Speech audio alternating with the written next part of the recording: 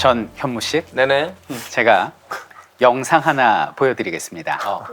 지금 보여질 영상에는요, 사람과 기계가 만든 AI 아바타가 섞여 있습니다. 이 중에서 AI 아바타를 골라주세요. 누가 AI 아바타고 누가 사람일지. 근데 별로 차이를 못 느끼겠어요, 저.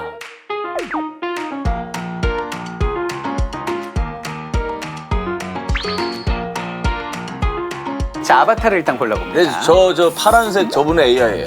아, 파란색? 네, 저분은 반바지 입고 있는 분. 네. AI.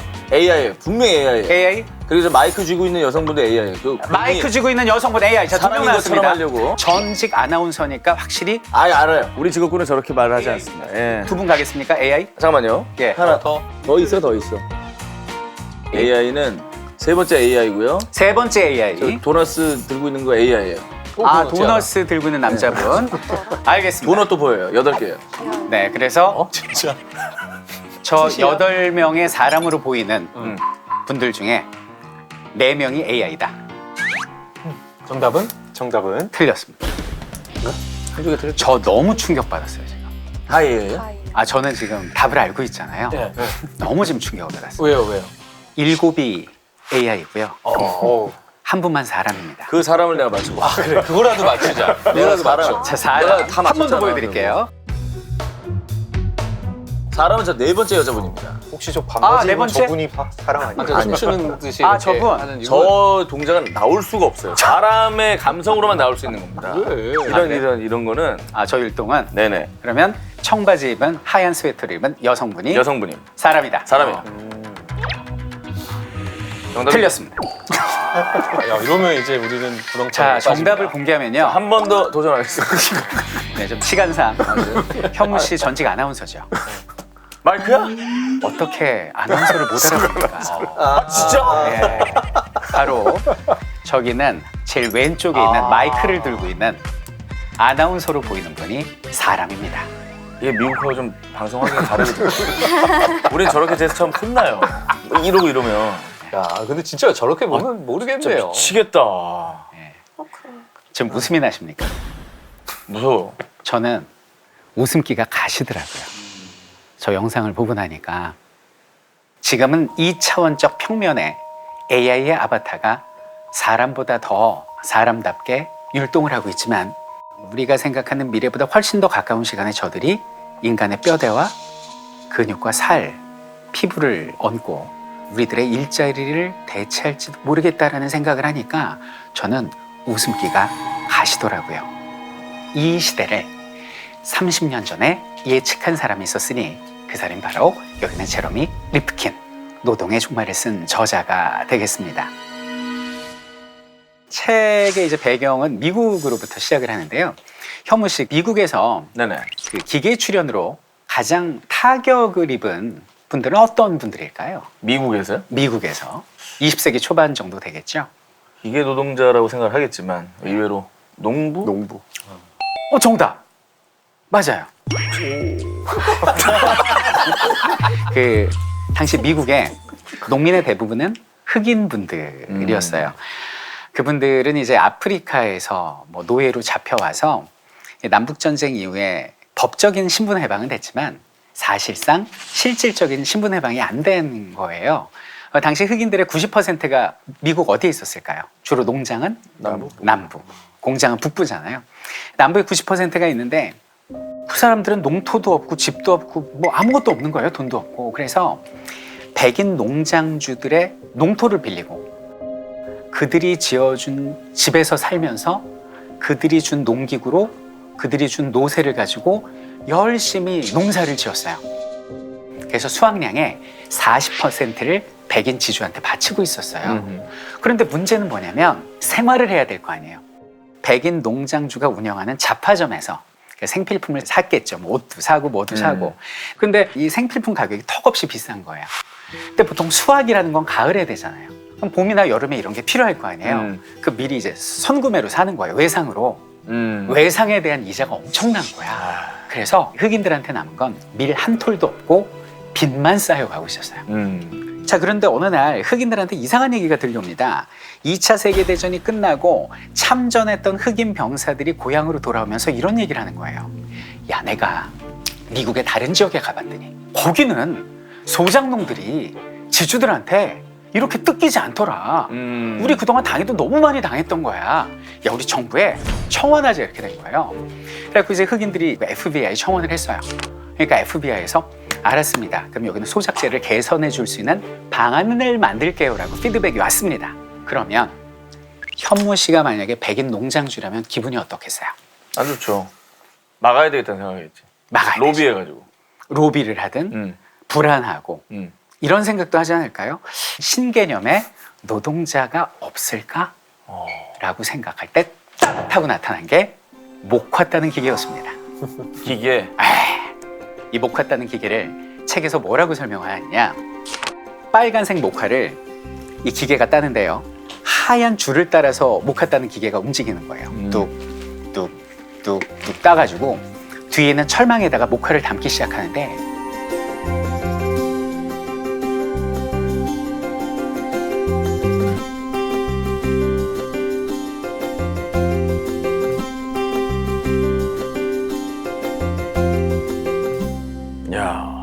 그래서 여기는 흑인 노동력이 대체되기 시작하는데, 당시 여기는 목화 따는 기계가 흑인들의 일자리를 완전히 빼앗는 데는 딱 23년밖에 걸리지 않아요.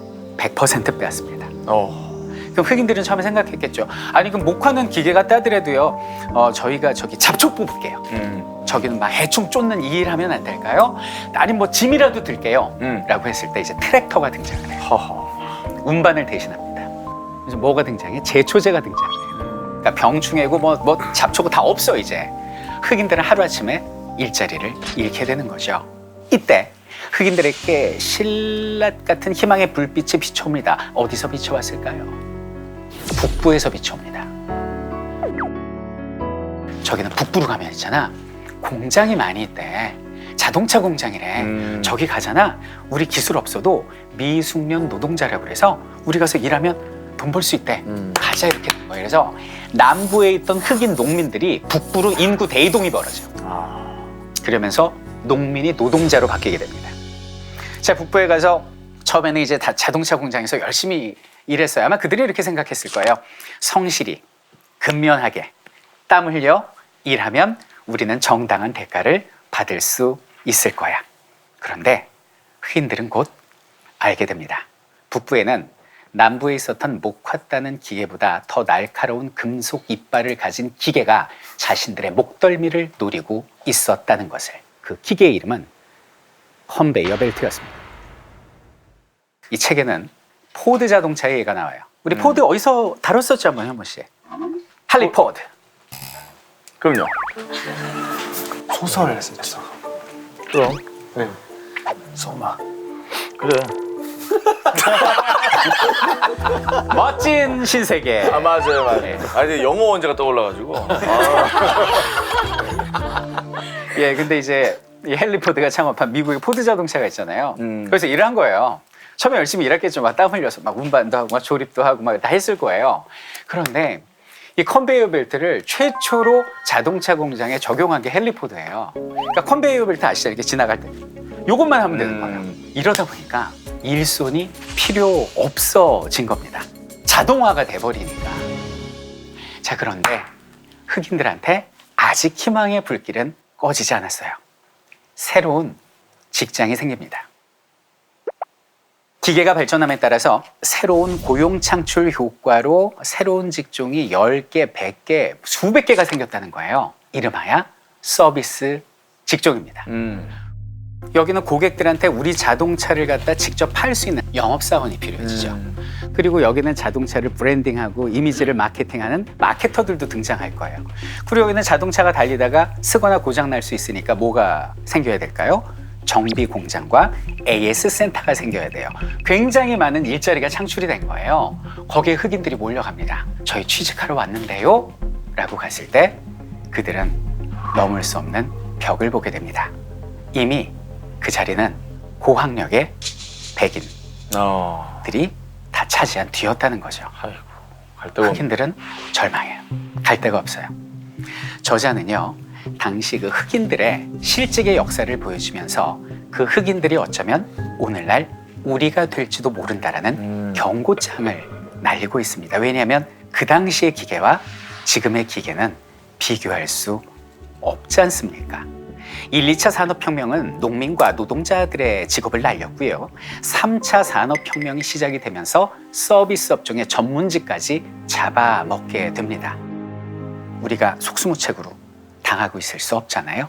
그래서 그 미래를 대비하기 위해서 실제 기계가 어떻게 탄생을 했고 그거에 따라서 인간이 어떻게 실직해 왔는지의 그 역사를 보면 우리가 미래를 대비할 수 있겠죠? 우리 초침을 뒤로 돌려서 저와 함께 시간여행을 떠나보도록 하겠습니다. 처음 기계가 탄생한 그 시기. 1차 산업혁명 들어가죠. 네네. 1차 산업혁명이 언제 처음 시작됐을까요? 산업혁명은 영국 아니에요? 와트 증기기관. 대략 몇 세기? 대략 18세기? 18세기 말 19세기 초로 생각하죠? 네네. 이 책은 훨씬 더 전으로 거슬러 올라갑니다. 중세 말 1차 산업혁명의 조짐이 보였다라고 얘기를 해요. 그때 이제 대항해 시대잖아요. 영국의 예를 들면 그 아프리카, 아메리카 대륙에서 이제 노예들이 잡혀와 수많은 자원들이 들어와 항구에 모여 사람들이 모여 풍족한 어떤 자원의 인구가 늘어다.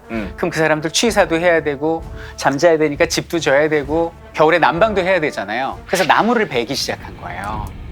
그리고 대항해를 해야 되니까 상선이나 전함을 만들어야 되니까 또 나무를 베기 시작한 거예요. 숲이 황폐해집니다. 땔감이 없어졌어요. 그래서 사람들은 새로운 연료를 찾아 나섭니다.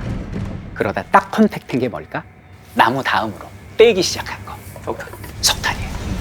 근데 어느 날 17세기쯤에 세이볼이라는 사람이 증기를 보다 그런 생각을 했대요. 가만히 있어봐. 물이 끓네? 증기가 올라가네?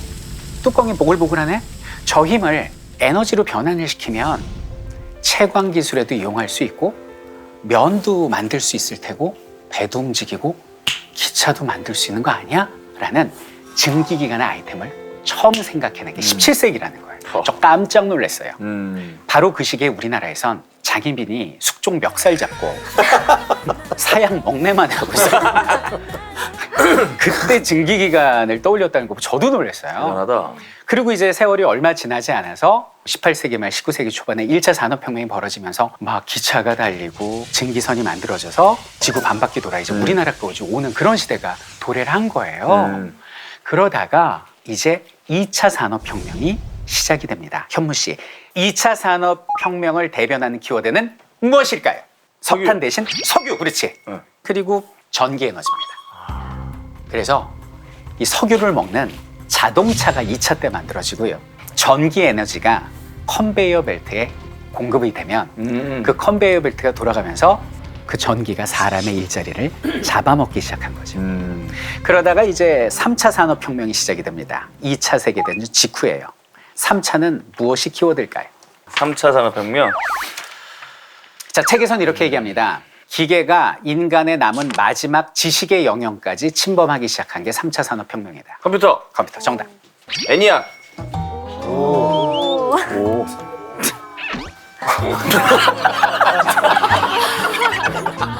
자, 이 컴퓨터와 로봇가 등장하면서 서비스업을 잡아먹기 시작해요. 그래서 책에서 다루는 게 제일 먼저 뭐가 나오냐면 전화교환소가 나와요. 자동 응답 시스템.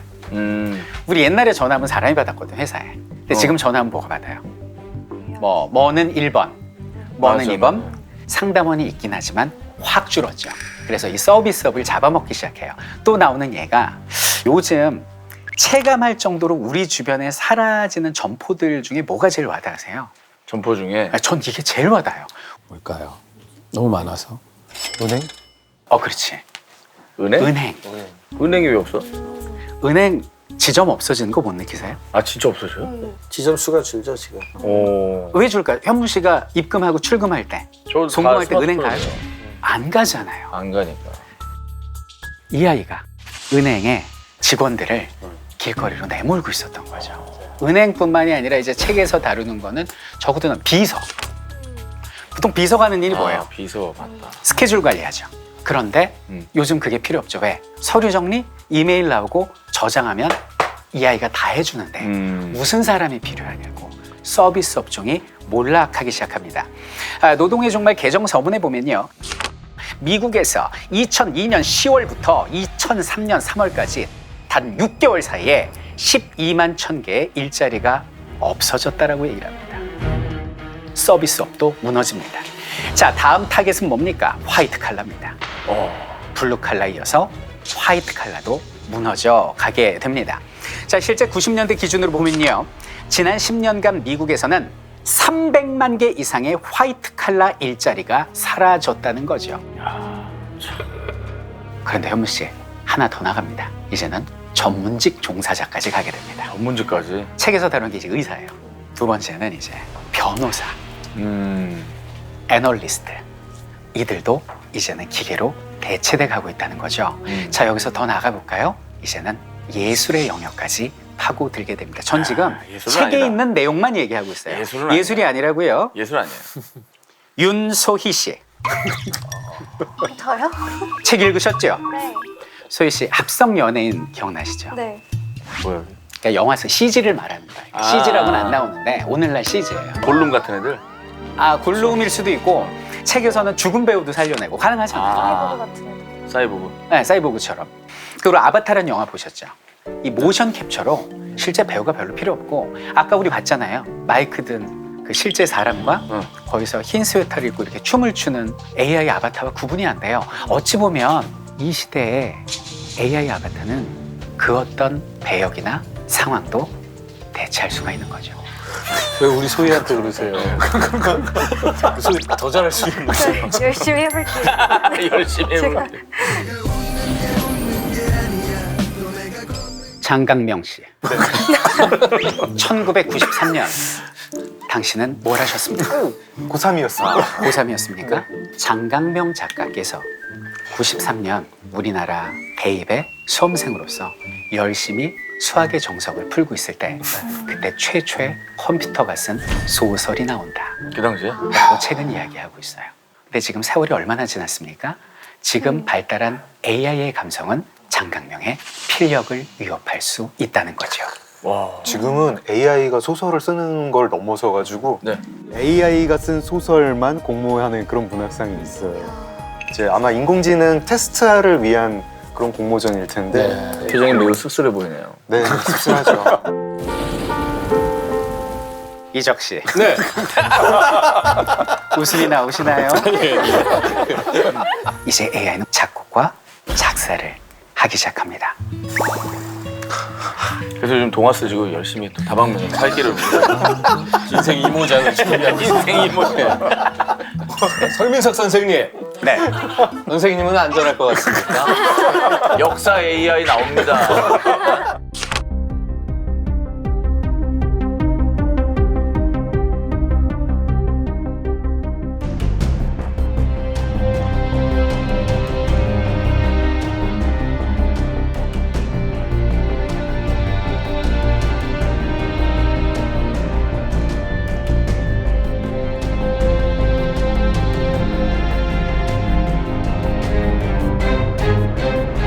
자, 그러면 우리가 사는 세상이 더 끔찍해지지 않도록 어떤 대안을 만들어야 될 거 아닙니까? 책을 보면 켈로그 회사의 예가 나와요. 네네. 근데 켈로그에서 어떻게 하냐면 이제 기계로 대체되다 보니까 이제 일손이 줄게 되잖아요. 근데 해고를 하는 게 아니라 오히려 고용을 합니다. 어떻게 고용하냐? 노동 시간을 단축하는 거죠. 켈로그에서 이제 기계는 24시간 돌아갑니다. 그럼 관리자 사람이 필요하죠. 한 사람이 일일 8시간 3교대를 했어요. 근데 사람이 필요가 없어요. 그러니까 어떻게 하냐면 1인당 노동 시간을 2시간씩 줄여요. 6시간으로 줄이고 한 사람을 더 뽑은 거예요. 그러면 현무 씨가 노동자예요. 그 노동 시간이 줄었어요. 그러면 당연히 수입도 줄어야 되죠. 수입이 줄죠, 당연히. 줄죠. 일하는 시간이 네, 주니까. 네. 근데 켈로그 회사는 시간당 시급을 더 줍니다, 오히려. 그래요? 네. 노동 시간이 주니까 능률이 높아져서 생산성이 늘어난 거예요. 그리고 이게 노동 시간을 줄이다 보니까 집중도가 높아져갖고 사고율이 뚝 떨어져. 한 번 사고 나면 기계 멈춰야 되죠. 뭐 구급차 오고 이게 큰일이 나잖아요. 머리 좋다. 그런 비용이 줄잖아요. 그러니까 영업이익이 늘어버렸네. 이 영업이익을 회사가 착복하는 것이 아니라 여기는 노동자와 나눈 거예요. 이러다 좋네. 너무 좋죠. 그러니까 여기는 노동자들은 시간당 수입은 올랐는데 여가 시간이 생기니까 가족과 함께하는 시간이 늘어나고 책도 읽게 되고 삶의 질, 행복 지수가 높아진다는 얘기입니다. 네네.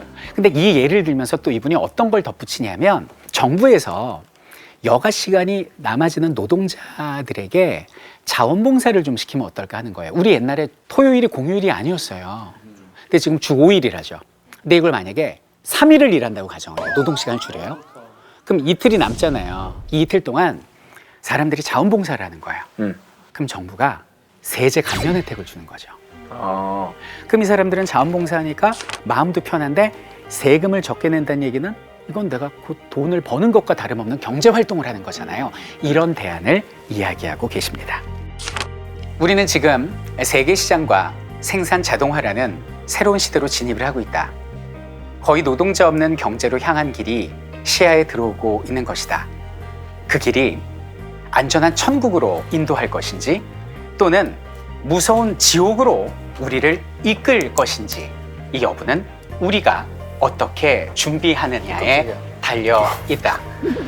노동의 종말은 문명화의 사형 선고를 내릴 수도 있고 새로운 사회 변혁과 인간 정신 재탄생의 신호일 수도 있다. 미래는 오글거리 하지 마. 하지 마 진짜. 하지 마. 자동으로 나와. 오글거리 진짜 가요. 하지 마. 짠 듯이 났는데 미래는 우리의 손에 달려 있다는 거죠. 이상 미래 읽어주는 남자 설민석이었습니다. 여기서 용광로로 내려가야 될 것 같은데.